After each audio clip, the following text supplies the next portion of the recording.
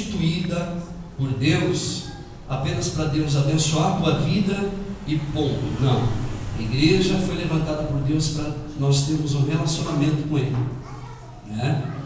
Então é para isso que essa igreja também, no meio de tantas outras, o Senhor nos deu a oportunidade da gente poder estarmos aqui com essa direção, a fim de que o Senhor venha nos orientar, não só para que Ele nos abençoe, mas para que nós tenhamos um relacionamento com Deus. Amém, irmãos? Amém. É isso que importa. Não adianta a gente receber algo de Deus e não ter compromisso com Deus. Isso para Deus não serve. Isso não é igreja. Eu quero fazer uma leitura do texto. Abra comigo Marcos capítulo de número 10. Marcos capítulo de número 10. O tema da mensagem é o mesmo. Uma casa bem arrumada, uma família restaurada. E a minha oração é que isso se cumpra, não só na minha vida, mas na tua vida também. Eu disse que o Senhor ia fazer algo novo na minha vida e na tua vida. E eu disse que Ele ia fazer na tua, mas ia fazer na minha também. Tem testemunho já para contar. Já foi contado uma parte dele. Tem mais testemunho aqui de gente que eu sei, né, que não se manifestou hoje, mas vai se manifestar na próxima, para edificação da nossa fé, irmão. Porque aquilo que Deus falou, Ele já está cumprindo, né? E eu não vou deixar escapar a minha oportunidade, não. Eu vou abraçar e vou pegar aquilo que Deus está me dando, e vou abraçar a oportunidade que Deus está dando para a gente. Marcos capítulo de número 10. Quero fazer uma leitura do texto. Diz assim, a partir do versículo de número 7. Diz assim, Marcos 10, versículo de número 7. Por isso deixará o homem o seu pai e a sua mãe, e unir-se-á a sua mulher, e serão os dois uma só carne, e assim já não serão dois, mas uma só carne. Portanto, o que Deus ajuntou, não separe o homem. Só até aqui é o suficiente para a gente meditar. Na última vez nós abordamos esse assunto, esse tema, e o Senhor nos direcionou, e nós estivemos tratando já de alguns assuntos aqui relacionados a esse título desse culto, e falamos um pouquinho a respeito da instabilidade do lar, que é um dos principais inimigos da família, né? Uma família instável. Falamos também a respeito da união estável. Falamos da batalha pela independência, né? Esse negócio de se relacionar, de se casar e continuar sendo independente e viver uma vida como se fosse um solteirão, uma solteirona. Falamos sobre isso. E falamos também a respeito da má administração das nossas finanças, de gente que tem muito dinheiro e vive numa situação precária, no vermelho, e gente que ganha pouco e vive no verde, meio amarelado, meio verde, mas vive, continua caminhando, sem crises financeiras que desaguam em crises conjugal e, por fim, espiritual, né? E esse contexto da história que a gente acabou de ler, eu gostaria de enxugar um pouquinho mais esse assunto com a ajuda do Espírito Santo, né? Gostaria de dar mais uma enxugadazinha naquilo que o Senhor tem nos orientado aqui, porque a crise aqui dessa comunidade, a crise aqui dessa gente, é como lidar com a família. Como lidar com a família? E eles estão em crise e estão agindo de uma maneira inadequada, agindo, dando com os pés pelas mãos. E a pergunta é deles: como é que a gente lida com a família, Jesus? Como é que a gente lida com os nossos entes queridos? E Jesus dá uma orientação para eles. E Jesus diz assim: ó, Moisés disse uma coisa, eu porém vos digo outra coisa.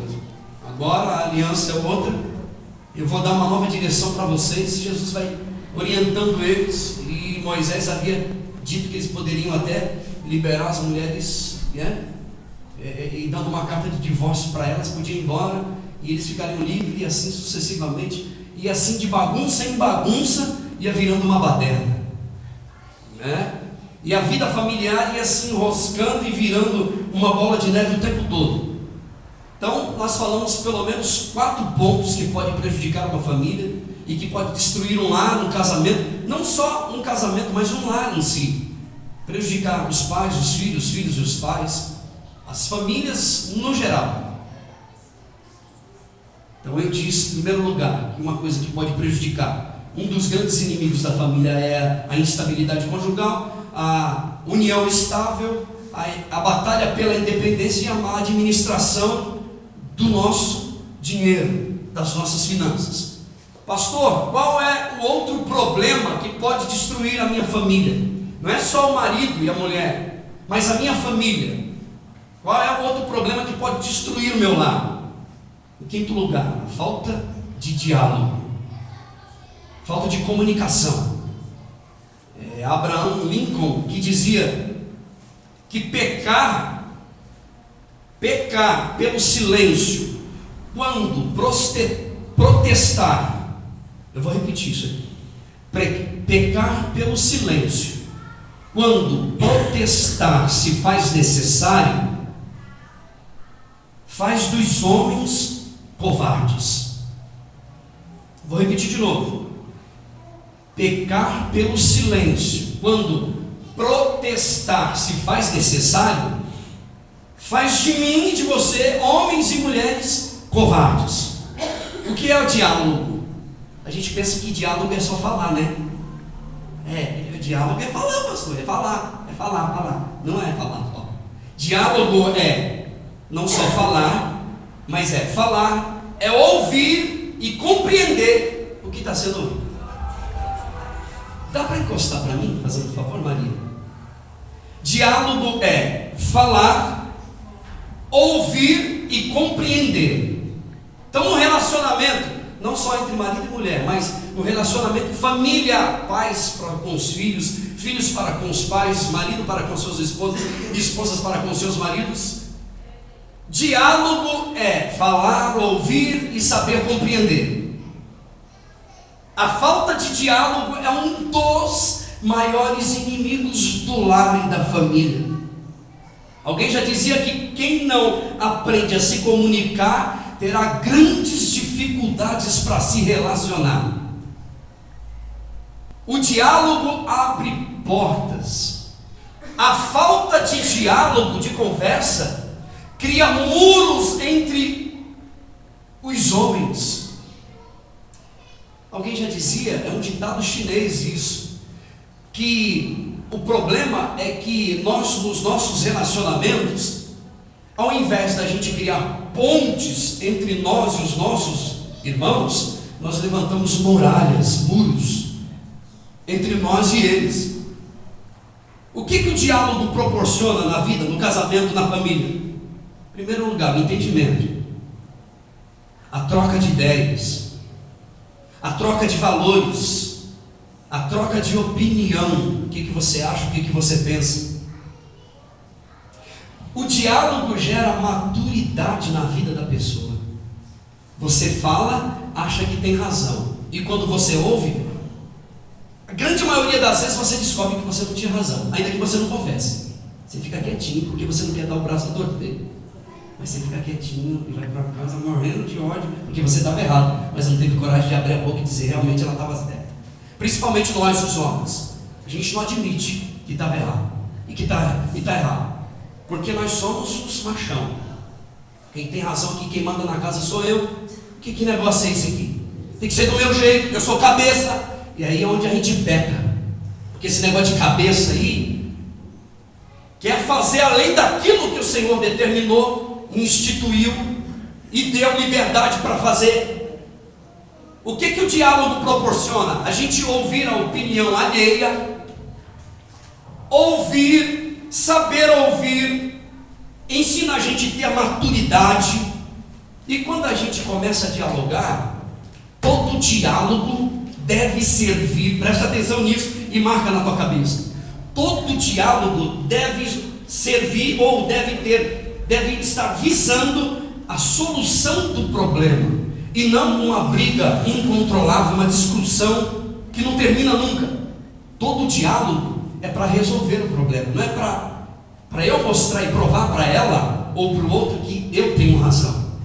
O diálogo, eu vou repetir isso aqui de novo, é um meio de comunicação que abre as janelas do entendimento, a fim de que nós possamos compreender e entender que nem sempre a gente está com essa razão toda.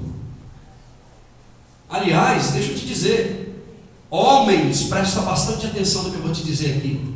Homens, presta bastante atenção.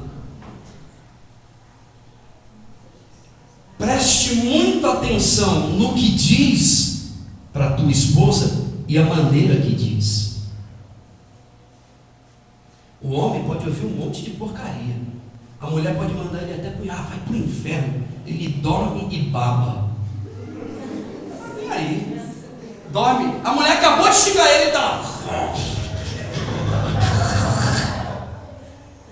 Agora fala para a mulher só a metade da unha do que ela falou para você. Fala para ela. Fala só um pouquinho do cabelo dela. Fala que ela engordou 0,2%. Você está perdido, meu filho. Ela vai passar a noite inteira acordada. A grande maioria. Você dá risada, né? Então eu vou repetir isso aqui. Homens, presta bastante atenção no que você fala e a maneira com que você fala. E não só relacionado à sua mulher, mas aos seus filhos também. O diálogo deve levar a gente ao entendimento. A Bíblia diz que uma resposta branda acalma a ira. Uma resposta branda acalma o furor. Outra sugestão para você, meu irmão: não diga tudo o que pensa na hora que pensa. Deixa a poeira baixar, depois você diz. Ou pensa se diz. Porque na hora da ira, na hora da raiva, você fala coisas. E alguém já dizia que as mulheres podem até perdoar as ofensas. Elas podem até perdoar, mas nunca esquecerão o desprezo. Presta bastante atenção. A Bíblia diz assim em Efésios capítulo de número 4 e versículo de número 29: não saia da vossa boca nenhuma palavra torpe, nenhuma palavra que ofenda, nenhuma palavra que magoe o coração dela ou dele, nenhuma palavra que machuque. Não saia da tua boca nenhuma palavra torpe, mas só a que seja necessária para a edificação daquele que ouve.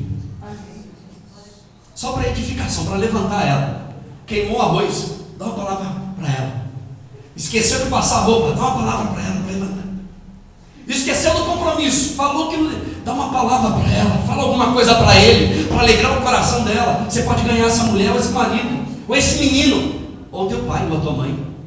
A Bíblia diz em 1 Coríntios capítulo 4, versículo 6: a vossa palavra seja sempre boa, agradável, temperada com sal.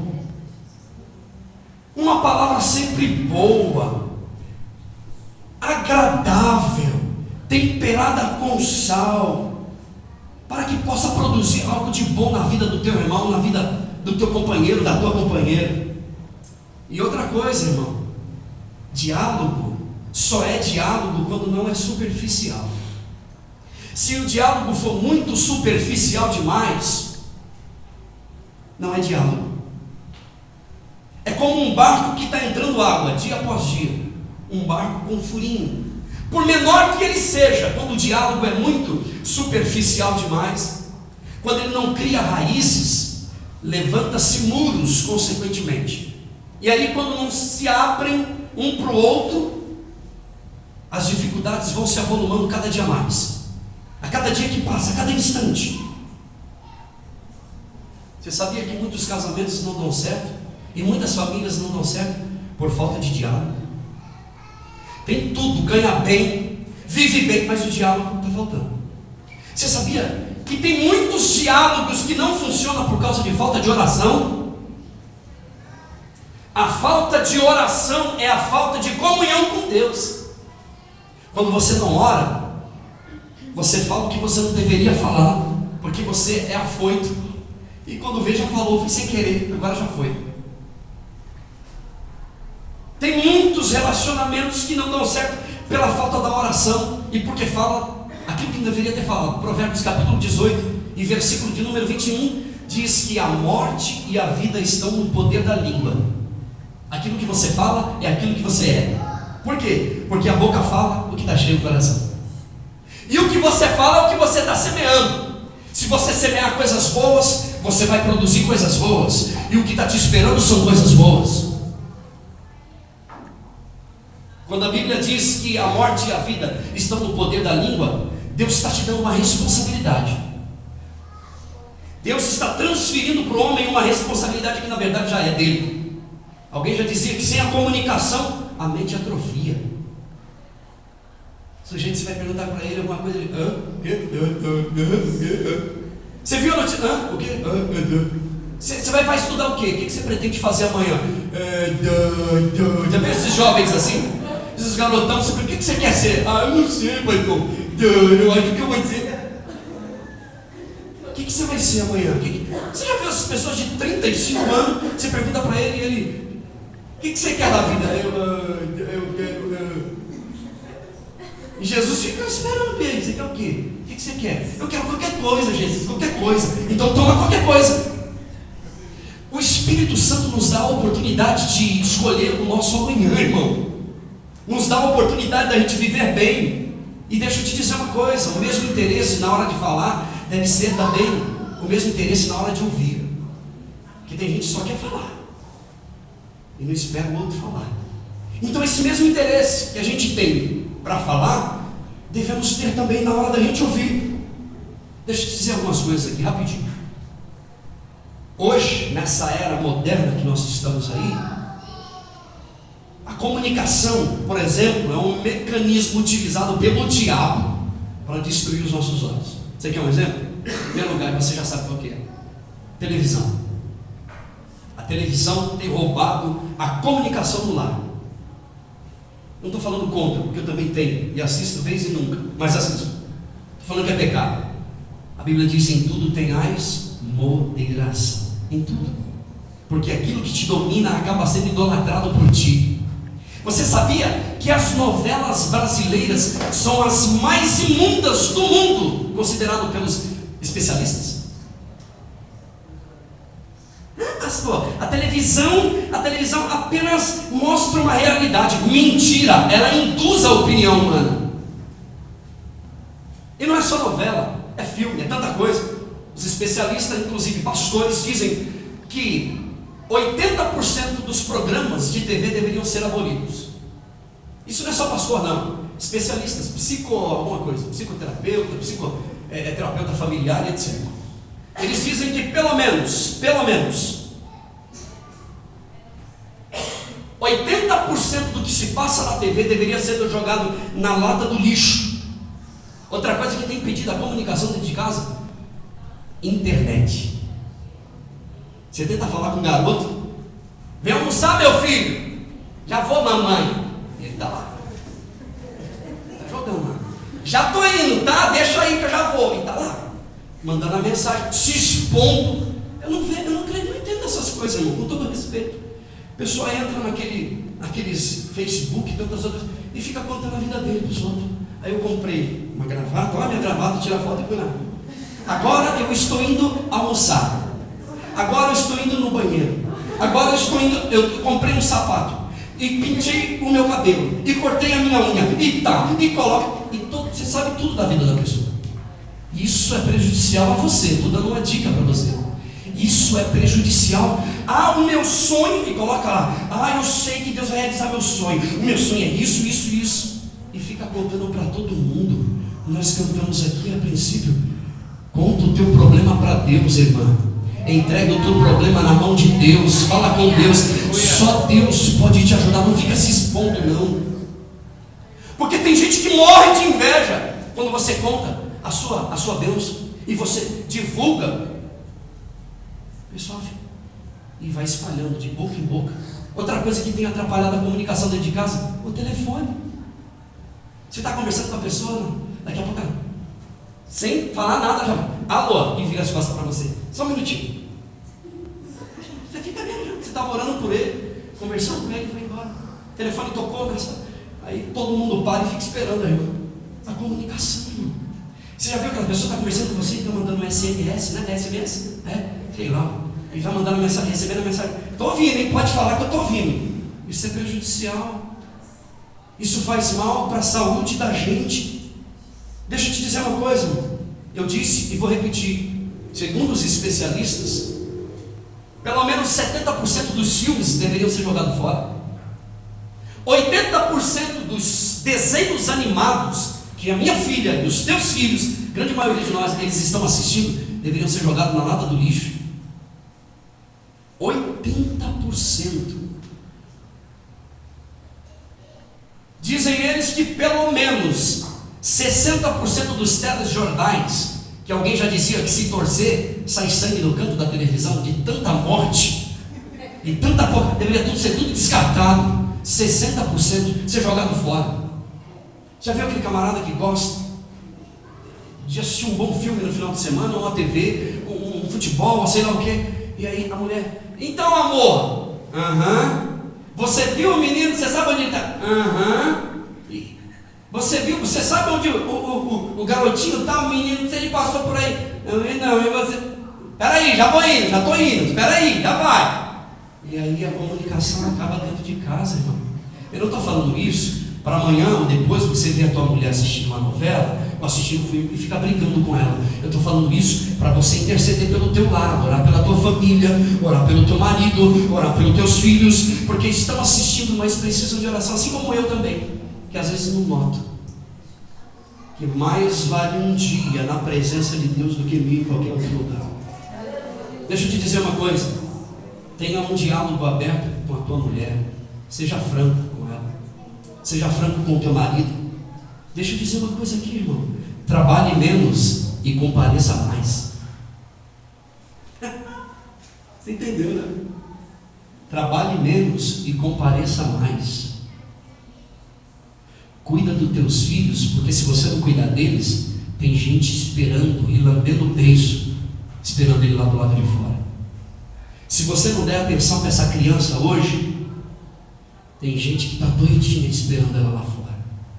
Encare as crises como uma oportunidade de crescimento para você e para a tua família.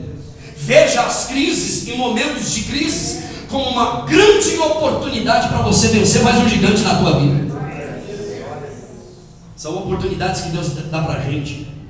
Alguém já dizia, como é que pode acender a fogueira debaixo da chuva? A Bíblia diz em Provérbios, capítulo de número 20, se não me falha a memória, sem lenha o fogo se apaga. Sem lenha o fogo se apaga. Sem lenha o fogo se apaga. Sem lenha o fogo se apaga. Corra menos e compareça mais. Outra coisa que tem destruído as famílias. Você sabia que a grande preocupação, a maior de todas as vitórias, é a vitória contra o eu? Sabe por quê? Porque a gente ouve algo dessa natureza assim, a gente fica assim, não concordo, não aceito, está errado. E eu também conheço Deus. E por que Deus também falou comigo? E eu também não estou, está errado isso. Não é assim, quem manda na minha vida sou eu. E a vida da gente continua de mal a pior. Sabe outra coisa que tem destruído os lares? A mentira. A mentira que mora dentro da gente, pastor, pecado mora dentro de mim, mora dentro de você. E a mentira, deixa eu te dar uma dica aqui, homem e mulher, não esconda nada do teu marido, nada. Não esconda nada do teu esposo nem da tua esposa. Seja transparente. A Bíblia diz em Provérbios que é melhor ser pobre do que ser mentiroso. Melhor ser pobre do que mentiroso. Colossenses capítulo 3, versículo de número 9. Não mintais uns aos outros. A Bíblia diz assim: amai-vos cordialmente uns aos outros. A Bíblia diz: amai as vossas esposas, assim como Cristo amou a igreja e se entregou por ela até o fim. A mentira é como um câncer, irmão. Ele começa e vai se enraizando, vai se enraizando, vai se enraizando. Você se lembra de Atos capítulo de número 5? Ananias e Safira, dois mentirosos, marido e mulher, morreram dentro da igreja. Eu vou repetir: morreram dentro da igreja. Você sabia que tem um monte de gente morrendo dentro da igreja? Está morrendo. Ai, eu estou aqui, mas eu não consigo, eu não sei. Está morrendo dentro da igreja.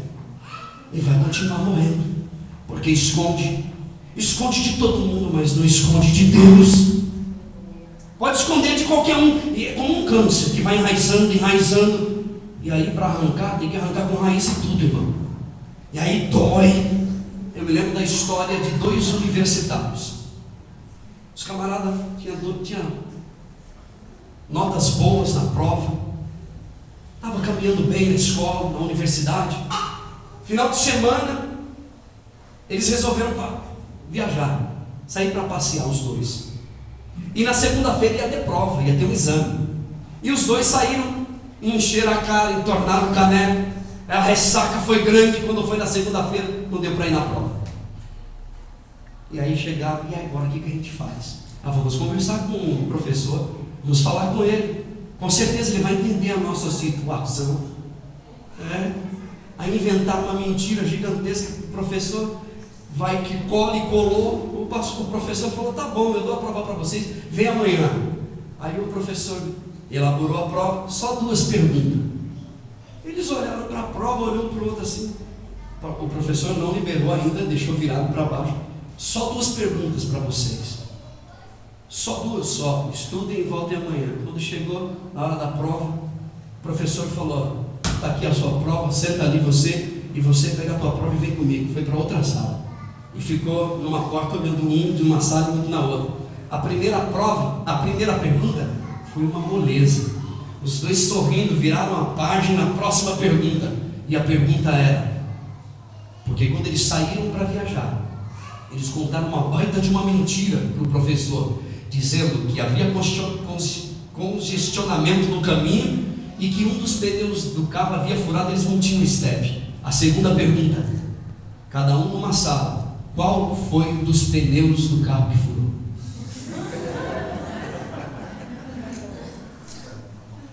A primeira pergunta valia 2, a outra valia 8. 0. Você já ouviu aquele ditado que a mentira tem perna curta, irmão? Você já ouviu? Consulte sempre a sua mulher antes de você fazer qualquer negócio. Quando você for comprar aquela casa, comprar aquele terreno, trocar o carro, comprar o pneu do carro, comprar o terreno do carro, fala com a tua mulher, pergunta para ela o que ela acha. Pergunta para o teu marido o que ela acha, o que ele acha de pintar a casa, de trocar a toalha da mesa, de comprar um negócio. Fala com ela.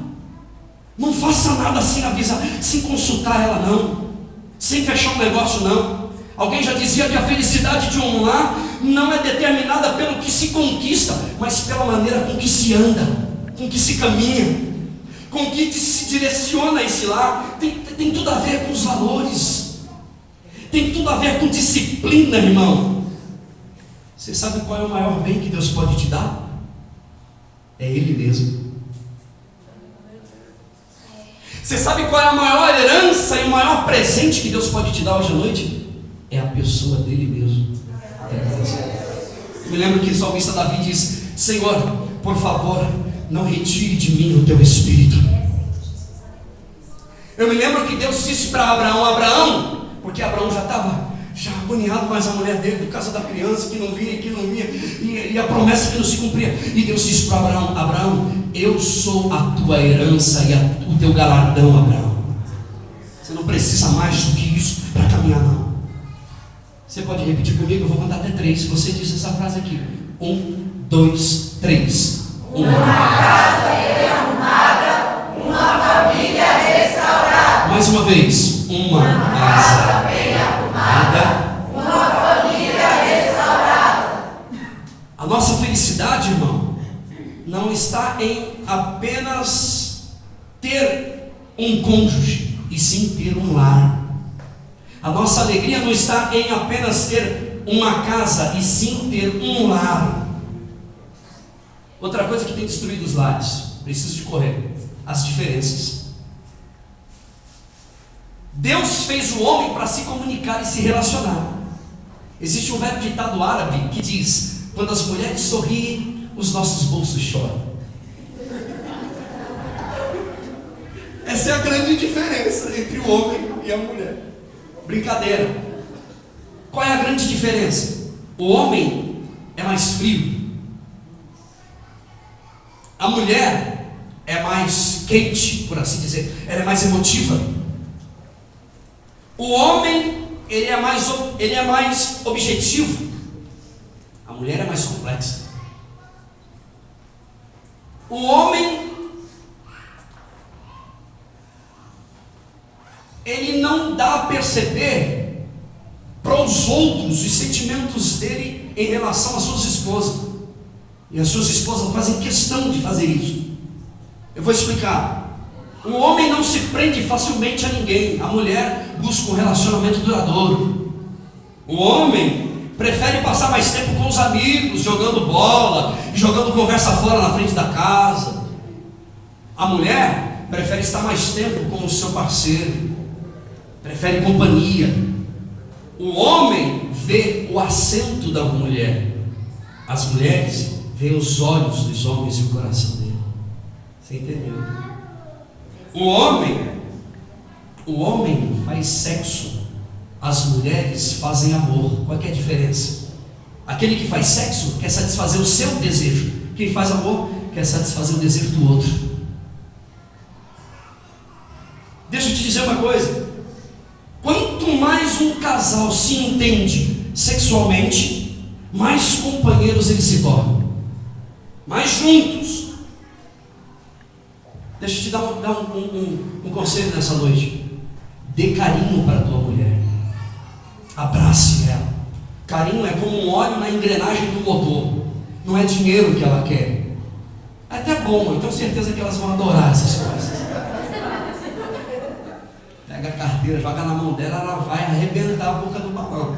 Ela vai te adorar. Mas não é isso. Não é isso. Não é isso, irmão. Eu já disse da última vez que as mulheres precisam não de um patrão, mas de um companheiro do lado dela. De um amigo do lado dela, fiel.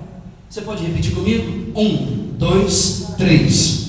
Uma casa bem arrumada, uma família restaurada. Tem outras coisas que têm destruído o casamento. É inimigo do lar.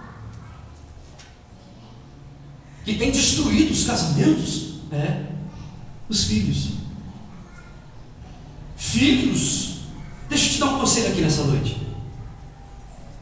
Viva de tal maneira que o teu filho olhe para você e possa seguir os teus passos tranquilos e confiantes. Viva de tal maneira que os teus filhos possam olhar para você e ver em você o super-herói dele. E quando ele desenhar, não desenhar o Batman, o Homem-Aranha, desenhar você e dizer: esse é o meu super-homem, a minha super-mulher, a minha super-mulher. O teu filho precisa de ter alguém para inspirar ele. E se ele não tiver, ele vai inspirar em alguém. Ele vai procurar lá fora alguém. Então deixa eu te dar um conselho. Cuidado com as comparações. Pare de comparar o teu filho com o filho dos outros. Procure incentivar os teus filhos.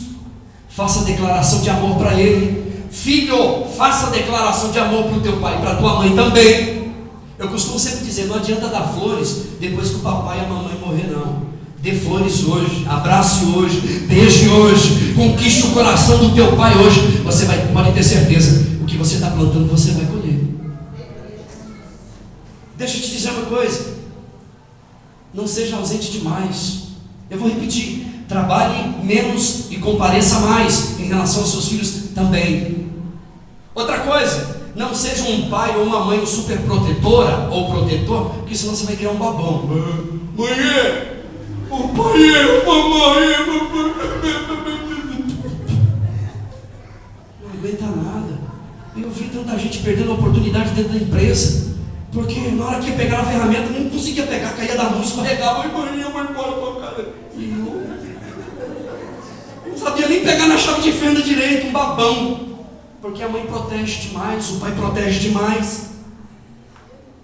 Não se esqueça que os relacionamentos vêm antes das regras.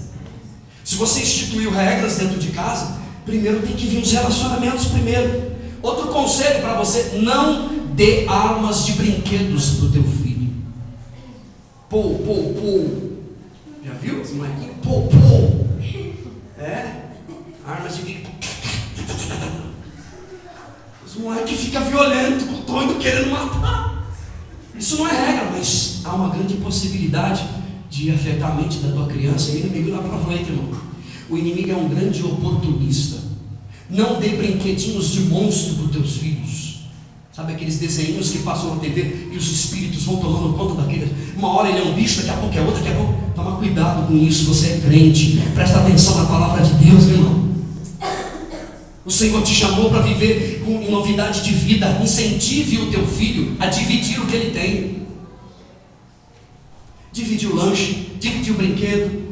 Se a roupa não está servindo, ensina para ele que tem que passar para frente, para dividir, para passar para o outro que está precisando. É dificuldade terrível, às vezes a gente tem. Outra coisa, diga não. Diga não. Diga não. Aprenda a dizer não para o teu filho. Sim, e aprenda a ouvir não da tua mulher e do teu marido. Aprenda a dizer não e aprenda a ouvir o não. Não dê tudo para ele. Mantenha sempre o relacionamento, o telefone no gancho. Ore pelos teus filhos todo dia. Irmãos, tem uma coisa que eu aprendi. Tem uma frase, e até um título de um livro: pais de joelhos, filhos de pé. Ore pelos teus filhos todos os dias, de manhã e à noite. Põe a tua mão na cabeça dessa criança. Ah, pastor, eu tenho muitos, é muita oração, é muita criança. Põe a mão na cabeça de todos. Senhor, abençoe. Abençoe, Senhor. Camarada, até tem uns 10. Abençoe. Gaste tempo, não é perca de tempo não, irmão. Abençoe a vida dessa criança. Põe a mão na cabeça dele e libere uma palavra de bênção sobre a vida. Senhor, faz do meu filho uma bênção.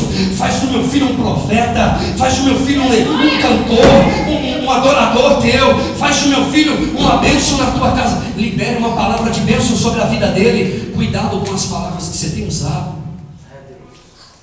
Oh, Espírito Santo, abençoe o teu filho em tempo oportuno, todos os dias de manhã antes de sair. Põe a mão na cabeça do teu filho. Deus, abençoe o dia do meu filho, que o dia da minha filha seja uma bênção. E eu vou mais, eu vou além. Põe a mão na cabeça da tua mulher. E não fica com gracinha não. Santo Jesus tem poder. Sai da capeta, sai. Não fica com gracinha não, isso é assim. Eu conheço os maridos, quando ele vai orar. Sangue de Jesus tem poder, meu Pai, liberta. Tem misericórdia dessa mulher. Sui, que eu não entendo. Abençoe a vida dela. Abençoe a vida dele. Fala, Senhor, o Senhor me deu essa mulher. Abençoe a vida dela, Senhor. Se for coisas que magoam o coração dela, fala bem baixinho. Jesus, eu tenho que cuidar, Jesus. Eu não aguento mais essa mulher, me ajuda, Jesus. Esse marido, Jesus. Fala com Jesus, ele vai te ouvir. Ele vai mudar a personalidade. Ele vai mudar os sentimentos dela. Ele vai tocar no coração dela. Ele vai mexer no coração dele. Ele vai mudar os sentimentos dele em relação a você. Porque tem gente que ora e na oração arruma encrenca. Arruma encrenca, é melhor nem orar, irmão. Ore pela tua mulher, põe a mão na cabeça dele, mas não fica repreendendo não. Fala, Jesus, abençoe meu marido, cobre ele com teu sangue, cobre ele com teu nome. Outra coisa que tem destruído os lares. Agora é algo que fala muito profundo ao nosso coração. Tem uma coisa que tem destruído os lares: as lamentações e as murmurações. Tem muita coisa que tem destruído o nosso lar, inclusive as lamentações e a murmuração. Deixa eu te dar um conselho: faça do teu lar um lugar de adoração e não de murmuração e lamentação. Faça do teu ambiente familiar um lugar de culto ao Senhor. Levanta um altar dentro da tua casa, levanta a cruz de Cristo lá dentro. Nós somos fruto das nossas palavras, irmão. O que você fala é o que está dentro do teu coração. O que significa murmurar? É se queixar. É você se queixar com respeito ao outro ao teu cônjuge, ao teu filho, ou seja lá quem for, à tua vida, ou contra Deus. É você se lamentar. A harmonia do lar depende do que se fala. Você é aquilo que você come. Você é aquilo que você come. Você é aquilo que você alimenta o teu organismo. O murmurador é um estilo de vida. Aquele que se lamenta é um estilo, é uma cultura que ele escolheu para a vida dele. Você sabia que a murmuração é produto da ingratidão? Uma pessoa grata não consegue ficar se reclamando o tempo todo. Pode ser que ele até solte uma ou outra, mas ele fala: Senhor, me perdoa, eu estou aqui, eu falei sem pensar. É um estilo de vida. A murmuração é contagiante, cuidado. Ela contagia mais do que aquilo que é saudável.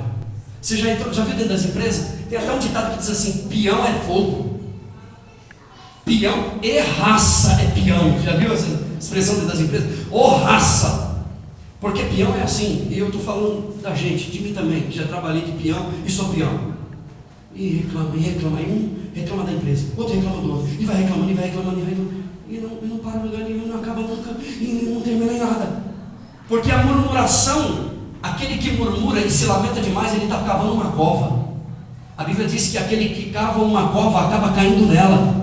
E deixa eu te dizer, recuse-se ser um portador de má notícia.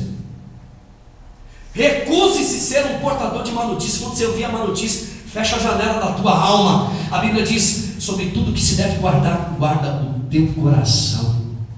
Abre mão dessas coisas. Não seja um pessimista.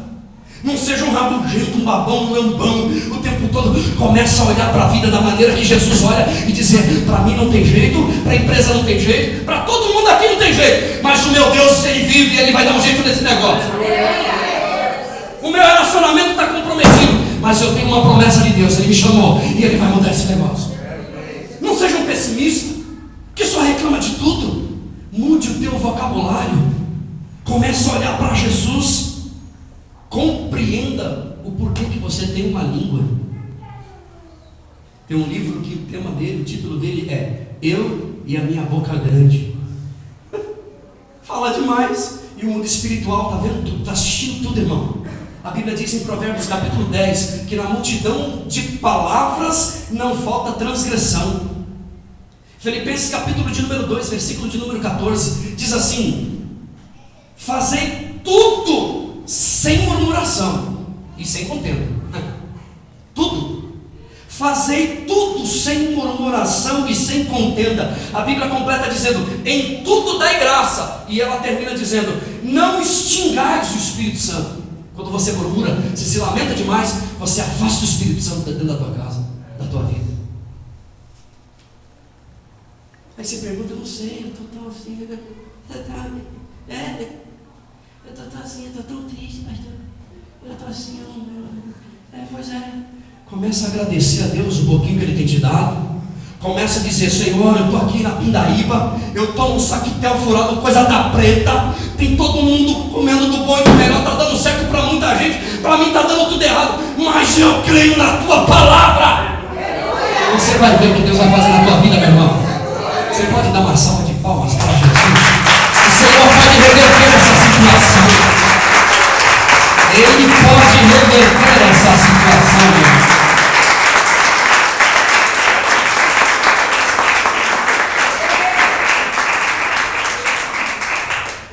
Tem gente que quer receber de Deus algo, mas não está disposto a obedecer a Deus, irmão. Você pode repetir comigo? 1, 2, 3. Uma casa bem arrumada, uma família restaurada. Eu termino dizendo esse ponto: ou você acaba com a murmuração, ou ela acaba com você. Ou você termina com ela, ou ela termina com você. Outro inimigo da família: o orgulho. A Bíblia diz que a soberba precede a ruína. O orgulho é um dos grandes inimigos do lar. Vou te dar um conselho. Elogie mais e critique menos. Elogie a tua mulher, elogie o teu marido. Fale para ela as qualidades dela. Fala para os teus filhos as qualidades dele. Fala para a tua mãe e para o teu pai as qualidades dele. Talvez ele seja um zero à esquerda, talvez ele seja um nada para você, mas você pode ganhar ele e mudar a sua visão no dia de amanhã. Elogie menos e critique mais. Evite críticas. Eu vou repetir, eu acho que eu errei, né? Elogie mais e critique menos. Aleluia. Elogie mais e critique. Aliás, evite críticas. Pare com as críticas. Valorize as pequenas coisas. O café no copo, a roupa lavada, o arroz com feijão, a mesa arrumada, a cama organizada. Eu vou repetir o que eu já disse aqui, agora de uma maneira diferente. As mulheres podem até perdoar as injúrias, mas nunca se esquecerão dos desprezos. Deixa eu dizer, esqueça de um relacionamento perfeito, um casamento perfeito. Por quê? Porque não existem pessoas perfeitas.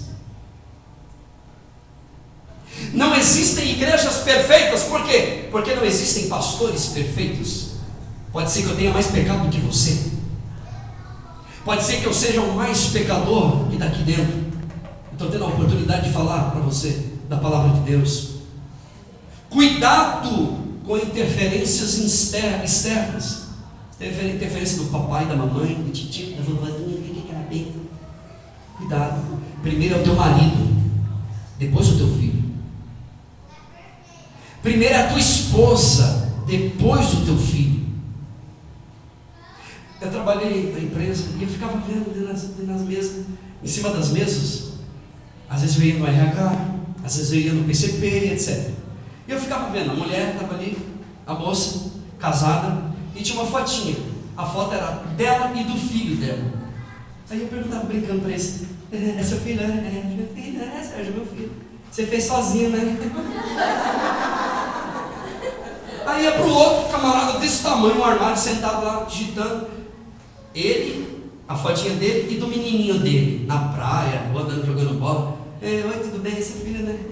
Meu filho, Sérgio, bem bonito, né? Parece com o pai. Falei, parece com o pai. E você fez sozinho, né? Cadê a mulher, cara? Cadê a esposa dele? Antes tivesse só os dois, o marido e a mulher ali, era muito mais bonito do que só o marido e a criança. Valorize as pequenas coisas.